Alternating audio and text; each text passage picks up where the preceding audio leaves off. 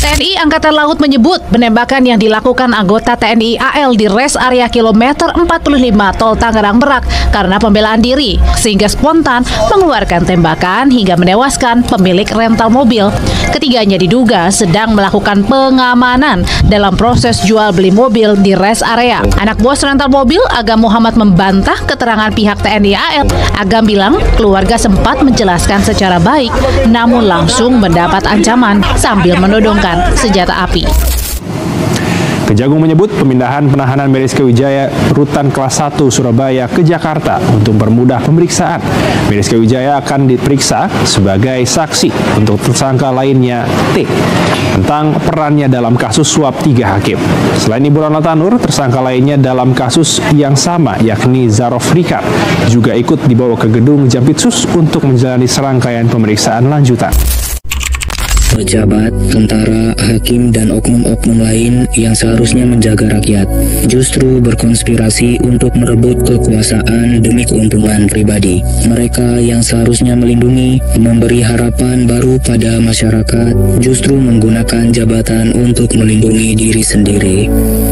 Orang-orang yang kita percaya untuk adil malah menjadi bagian dari mafia kekuasaan. Mereka saling melindungi, memanfaatkan, dan memberi keuntungan satu sama lain. Konspirasi ini merusak negara dan menghancurkan harapan rakyat. Mereka menginjak-injak amanah, mengucapkan sumpah jabatan, dan menodai kepercayaan masyarakat. Mereka berkonspirasi untuk melanggengkan kekuasaan, mengamankan aset korupsi, dan menghindari jerat hukum. Mereka tidak peduli dengan penderitaan rakyat yang semakin susah. Yang mereka pikirkan hanya bagaimana terus berkuasa dan mengeruk keuntungan. Mereka buta dan tuli terhadap rakyat yang meminta keadilan. Ini bukan lagi soal kesalahan individu, tapi sudah menjadi jaringan kejahatan yang terorganisir. Mereka bekerja sama untuk menutupi kebusukan satu sama lain, memutarbalikkan fakta, dan membohongi masyarakat. Hukum yang seharusnya menjadi komandan, malah mereka main-mainkan untuk melindungi kepentingan mereka. Kemarahan ini adalah luapan kekecewaan atas pengkhianatan para penguasa yang korup. Rakyat sudah muak dengan janji-janji palsu dan sandiwara politik mereka. Keadilan harus ditegakkan dan para pengkhianat bangsa ini harus dihukum seberat-beratnya. Katanya wakil rakyat, kok kelakuannya kayak wakil mafia? Pantesan aja rakyatnya makin susah. Wong yang diurusin bukan kepentingan rakyat, tapi kepentingan rekening sendiri. Bikin marah melihat mereka selalu ngeles pakai kata oknum setiap kebusukan mereka ketahuan. Seolah-olah perbuatan bejat itu cuma dilakukan oleh beberapa orang saja, padahal kenyataannya merusak sistem secara keseluruhan. Ini bukan cuma ulah oknum, tapi sudah menjadi masalah yang mendarah daging, merusak dasar hidup bangsa dan negara. Kata oknum itu seperti tameng untuk menutupi kejahatan yang lebih besar. Mereka mencoba mengecilkan masalah, seolah-olah ini cuma kasus kecil, padahal suap, pemerasan, dan pemalsuan sertifikat sudah menjamur seperti penyakit menular. Ini bukan lagi pelanggaran kecil, tapi kejahatan yang merusak dasar kesejahteraan rakyat. Suap menyuap terjadi di mana-mana, dari urusan kecil sampai proyek besar. Pemerasan dilakukan terang-terangan, memanfaatkan kekuasaan untuk menakut-nakuti dan menguras uang rakyat. Sertifikat palsu beredar bebas, merusak aturan hukum dan menimbulkan ketidakadilan. Semua ini bukan hanya merugikan secara materi, tapi juga merusak moral bangsa. Kepercayaan masyarakat terhadap hukum dan pemerintah semakin hilang. Bagaimana kita bisa berharap pada keadilan jika polisi dan pejabat malah terlibat dalam praktik-praktik kotor ini? Ini bukan hanya masalah oknum lagi, tapi sudah menjadi masalah sistem yang memerlukan tindakan keras dan menyeluruh.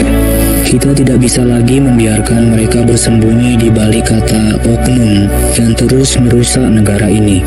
Kemarahan ini adalah bentuk perlawanan terhadap ketidakadilan dan kebobrokan yang sudah terlalu lama dibiarkan. Around John Gilman is on the scene. San Mateo County health officials admit they're at a loss to explain the sudden onset of the 56-year-old woman's bizarre illness, but insist there is no cause for alarm. Pretty weird, huh? There's been no official diagnosis. Sources say they believe the woman contracted the rare but deadly Group A streptococcus, better known as the flesh-eating disease. Freaking scary. Of course, we will keep a close watch on this story. Dikit-dikit oknum. Lama-lama oknumnya jadi satu RT. Kirain cuman beberapa biji, ternyata sudah seperti jamur di musim hujan. Heran, padahal yang ketangkep sudah banyak. Masa masih dibilang oknum? Sungguh bikin marah melihat para koruptor itu asyik main trik busuk. Mereka dengan licik mengalihkan isu, memutarbalikkan fakta, dan menafsirkan aturan hukum seenaknya untuk melegalkan tingkah laku mereka. Hukum yang seharusnya menjadi acuan dan perisai keadilan malah dijadikan alat untuk membohongi dan menghindari hukuman. Mereka menggunakan prosedur hukum yang rumit untuk mengulur-ulur waktu penanganan kasus. Mereka main-main dengan hukum, sementara keadilan rakyat diinjak-injak. Lebih parahnya, para penegak hukum sering terlihat tumpul sebelah. Mereka antusias menangani kasus kecil, tapi kasus korupsi besar yang melibatkan pejabat tinggi dibiarkan hilang begitu saja. Ini jelas diskriminasi dan ketidakadilan yang luar biasa. Koordinasi antar lembaga penegak hukum juga sangat buruk. Alih-alih bekerja sama untuk memberantas korupsi, mereka malah saling lempar tanggung jawab dan menyalahkan. Akhirnya, para koruptor leluasa menikmati hasil rampasan mereka tanpa rasa takut. Mereka seperti kebal hukum, merasa diri mereka di atas segalanya. Ini bukan cuma masalah penegakan hukum yang lemah, tapi sudah menjadi masalah moral dan etika yang sangat parah. Bagaimana mungkin kita bisa berharap pada keadilan jika para penegak hukum dan pejabat malah menjadi bagian dari masalah? Mereka telah mengkhianati kepercayaan rakyat, merampas hak-hak rakyat, dan merusak masa depan bangsa. Kemarahan ini adalah bentuk perlawanan terhadap ketidakadilan yang sudah sangat merajalela. Kita tidak boleh hanya diam dan membiarkan mereka terus merusak negara ini. Orang dengan istilah oknum itu pintar banget ya. Pintar ngeles, pintar menyalahkan orang, pintar menghilangkan duit rakyat. Tapi giliran disuruh mikir gimana cara bangun negara, otaknya langsung aheng. Mungkin perlu dicuci dulu di mesin cuci pakai bike clean, biar otaknya bersih seperti baru lagi. Semua kejijikan dan ketidakadilan ini bukan cuma bikin marah, tapi juga bikin putus asa banget. Bagaimana bisa kita percaya hukum dan pemerintah kalau polisi dan pejabat yang harusnya jadi perisai malah khianat dan jadi bagian dari masalah? Ini ironi yang bikin sakit hati banget. Yang seharusnya menjaga keadilan malah main-main demi kepentingan pribadi dan kelompok. Kesejahteraan rakyat diinjak-injak. Uang rakyat yang seharusnya untuk membangun negara dan mensejahterakan masyarakat malah dikorupsi dan dinikmati oleh segelintir orang serakah. Kepercayaan masyarakat sudah lenyap. Bagaimana kita bisa percaya pada institusi negara kalau pemimpinnya sendiri sudah mengkhianati amanah? Kepercayaan adalah dasar penting untuk membangun negara yang beradab dan adil. Kalau kepercayaan ini hilang, hancur deh dasar kehidupan bangsa dan negara. Ini bukan masalah kecil yang bisa diabaikan. Ini penghinaan banget buat nilai kemanusiaan dan keadilan. Kita nggak bisa lagi cuma diam dan nonton ketidakadilan ini terus merajalela. Kita harus bangkit dan lawan dengan segala kekuatan dan kebijaksanaan yang kita punya. Perlawanan ini nggak cuman buat kita, tapi juga buat masa depan anak cucu kita. Biar mereka nggak waris negara yang penuh korupsi dan ketidakadilan. Ini perjuangan berat, tapi harus kita menangkan demi keadilan dan kemanusiaan. Layak lagi nonton film superhero, tapi penjahatnya ternyata ketua Justice League yang harusnya membela orang lemah. Kan kesel. Mungkin mereka pikir uang negara itu kayak buffet all you can eat, tapi lupa bayarnya pakai dosa. Sekarang dengar kata wakil rakyat, refleks langsung cek dompet, takut ada yang hilang. Saking hinanya, malaikat keadilan aja sampai lepas penutup mata terus bilang, "Udahlah, gua nyerah." Ini tuh bukan sekadar ada tikus di kantor, tapi tikusnya udah buka cabang catering di ruang rapat. Selamat datang di My Voice Sentinel. Saya Setia Rahmat. Mari kita menganalisa bersama dengan pemahaman yang kritis, karena saya hanya orang bodoh yang penuh dengan dosa. Corruption, Tony.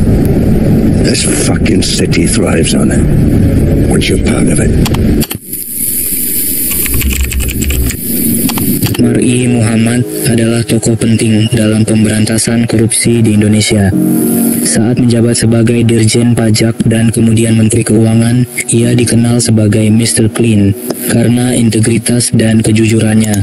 Mar'i berani menangani kasus korupsi besar tanpa pandang bulu, menolak fasilitas berlebihan, dan berhasil meningkatkan penerimaan pajak hingga melebihi target.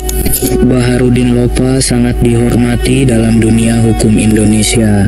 Saat menjabat sebagai Jaksa Agung, ia terkenal karena keberaniannya melawan korupsi. Ia tegas dan tidak memandang bulu dalam penegakan hukum. Meskipun masa jabatannya singkat, keberaniannya dalam menangani kasus besar meninggalkan warisan yang berarti. Muhammad Hatta, atau dikenal dengan Bung Hatta, adalah wakil presiden pertama Indonesia yang terkenal karena kesederhanaan dan integritasnya. Setelah masa jabatannya, ia menolak dana sisa anggaran dan memprioritaskan kepentingan negara. Kesederhanaannya tercermin dalam gaya hidupnya dan prinsip-prinsipnya menjadi teladan dalam upaya pemberantasan korupsi. Hogeng Imam Santoso, mantan Kapolri, dikenal karena menolak segala bentuk suap dan hidup sederhana. Ia menangani kasus dengan transparan, seperti kasus robohnya jembatan Semanggi, dan tidak ragu menegakkan hukum meski mendapat tekanan. Setelah pensiun, ia tetap hidup sederhana. Komisi Pemberantasan Korupsi, disingkat KPK, adalah lembaga negara yang fokus memberantas korupsi di Indonesia. Dibentuk untuk mengatasi ketidakpercayaan terhadap lembaga penegak hukum yang ada, KPK bekerja secara independen. Mereka menangani kasus korupsi dari pusat hingga daerah, mencegah, mengawasi, dan menindak korupsi dengan strategi pencegahan, perbaikan sistem, dan penyelidikan. Komisi Yudisial Republik Indonesia, disingkat KY, mengawasi perilaku hakim untuk menjaga integritas dan keadilan dalam sistem peradilan. Berdasarkan konstitusi, KY memastikan hakim tidak menyalahgunakan wewenang dan melanggar kode etik, serta memberikan sanksi jika ada pelanggaran. Mereka juga menanggapi laporan dari masyarakat mengenai dugaan pelanggaran oleh hakim.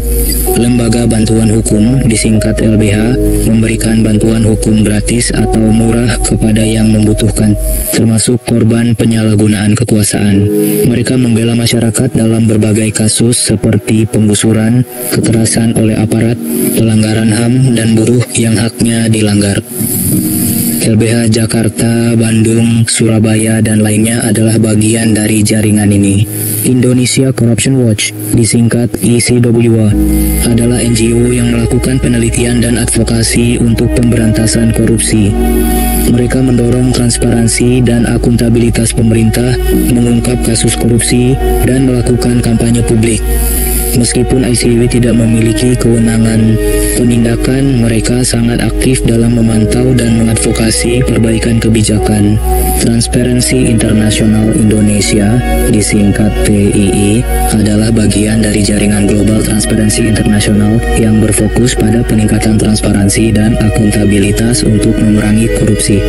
Mereka melakukan penelitian seperti Indeks Persepsi Korupsi, disingkat IPK, advokasi, dan pendidikan masyarakat. TII bekerja sama dengan berbagai pihak untuk memperkuat upaya anti korupsi di Indonesia. Pejabat, tentara, hakim, dan beberapa penguasa seringkali berkonspirasi untuk merebut sesuatu demi keuntungan pribadi mereka sendiri di beberapa kasus. Mereka yang seharusnya menjaga rakyat malah menggunakan jabatan untuk melindungi diri sendiri. Ini bukan hanya membuat kita kesal, tapi juga penghinaan yang menjijikan. Orang-orang yang kita harapkan untuk adil malah menjadi bagian dari mafia kekuasaan.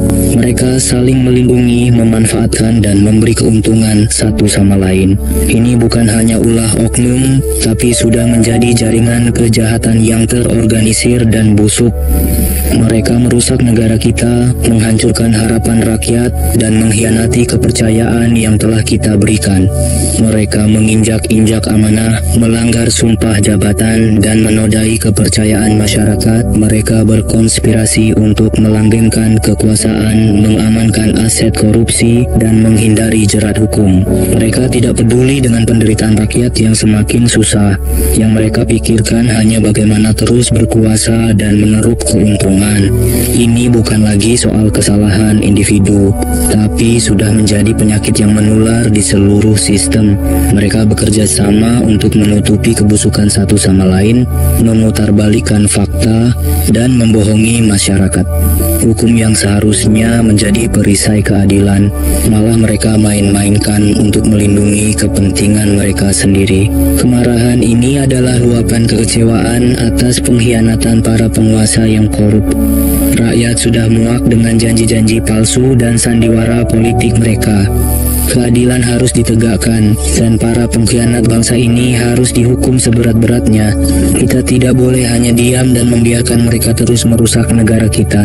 Ini perjuangan berat, tapi harus kita menangkan demi keadilan dan kemanusiaan. Katanya sih melayani rakyat, tapi kok kayaknya lebih sering melindungi rekan sejawat. Kayak main benteng Takeshi, tapi bentengnya isinya duit rakyat. Dulu waktu kecil cita-citanya jadi pahlawan, gedenya malah jadi pahlawan buat dompet sendiri. Bedanya pahlawan beneran nggak minta fee tiap nolong. Ini bukan lagi oknum, ini udah kayak franchise. Cabangnya ada di mana-mana. Modalnya kepercayaan rakyat, keuntungannya masuk kantong pribadi. CEO-nya siapa? Ya, tebak sendirilah. Maling ayam aja dikejar-kejar, ini maling uang negara malah dilindungi. Kayaknya level kemalingannya beda. Yang satu e-sport, yang satu masih amatir. Korupsi itu kayak flu, sekali nyebar susah banget sembuhnya. Bedanya, kalau flu diobatin, kalau korupsi malah dilestarikan. Mungkin mereka pikir itu kearifan lokal baru. Katanya sih wakil rakyat, tapi kok lebih mirip wakil perut. Perutnya sendiri maksudnya. Mereka berkonspirasi untuk melanggengkan kekuasaan, mengamankan aset korupsi, dan menghindari jerat hukum.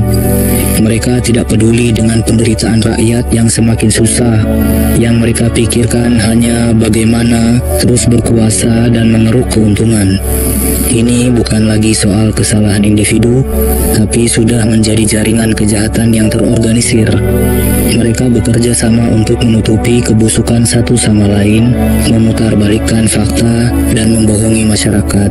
Hukum yang seharusnya menjadi komandan, malah mereka main-mainkan untuk melindungi kepentingan mereka sendiri.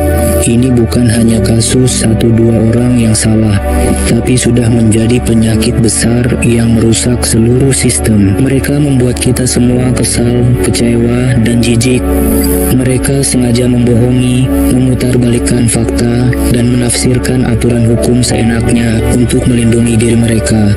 Mereka tidak peduli kalau rakyat semakin susah. Yang penting mereka bisa terus berkuasa dan mengeruk kekayaan rakyat. Ini penghinaan yang membuat kita sangat marah. Mereka telah mengkhianati kepercayaan rakyat, merampas hak-hak kita, dan merusak masa depan negara. Kita tidak bisa lagi hanya diam dan membiarkan mereka terus merusak negara kita. I'll do what I can about work conditions, Foreman. But corruption in the workplace we just can't abide. Katanya sih, ini bukan kesalahan individu. Iya, betul. Ini kayak arisan, cuman arisan pakai hak rakyat. Semua kebagian, semua saling jaga. Bedanya, kalau arisan biasa dapat panci, ini dapat proyek, dapat jabatan, dan jangan lupa dapat masalah buat rakyat. Hukum itu kayak karet, ditarik ke atas buat rakyat kecil, ditarik ke bawah buat keuntungan mereka yang punya kuasa. Kalau mereka sudah ikut narik, hukumnya sudah kayak trampolin buat main loncat-loncatan untuk lempar tanggung jawab. Mereka bilang mikirin rakyat. Iya, mikirin gimana caranya rakyat tetap bisa bayar pajak biar mereka bisa tetap titik-titik tebak sendiri. Ya gitu deh, melihara sapi perah tapi sapinya udah kurus kering. Ini bukan lagi konspirasi, ini udah kayak reality show. Judulnya bertahan hidup di kursi kekuasaan, bintang utamanya para koruptor, hadiahnya kalian tahu sendirilah. Ratingnya pasti tinggi, soalnya dramanya lebih seru dari sinetron. Bayangin kita lagi main monopoli, tapi yang punya bank, yang punya hotel, yang punya kartu kesempatan, semuanya satu orang. Kira-kira yang lain menang nggak? Ya nggak lah, sama kayak mereka ini. Kemarahan ini adalah luapan kekecewaan atas pengkhianatan para penguasa yang korup. Rakyat sudah muak dengan janji-janji palsu dan sandiwara politik mereka. Kita tidak bisa lagi ditipu oleh omong kosong mereka. Keadilan harus ditegakkan dan para pengkhianat bangsa ini harus dihukum seberat-beratnya.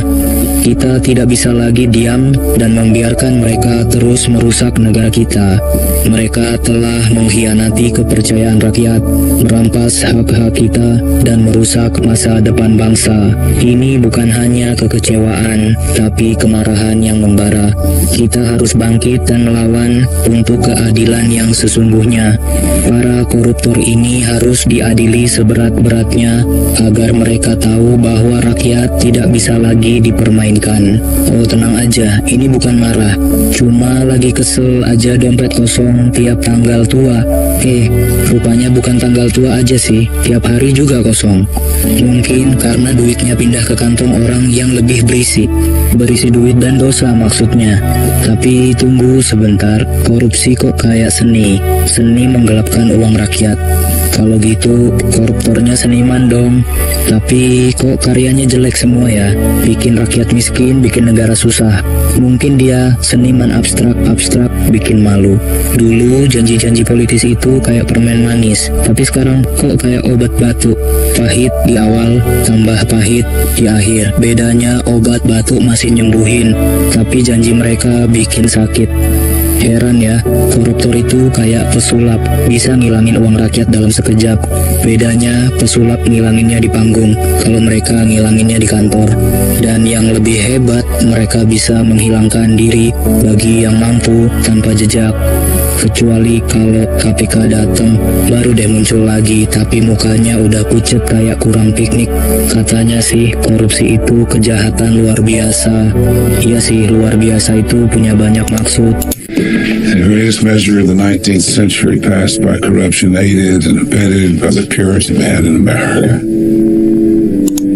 Meski ada lembaga seperti KPK, Komisi Yudisial, LBH, ICW, dan Transparency International yang berusaha keras, korupsi masih merajalela.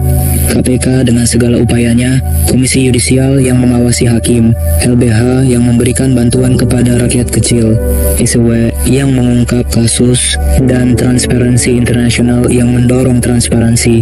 Semua ini seperti berusaha memadamkan kebakaran dengan gelas air. Ini membuat kita sangat kesal.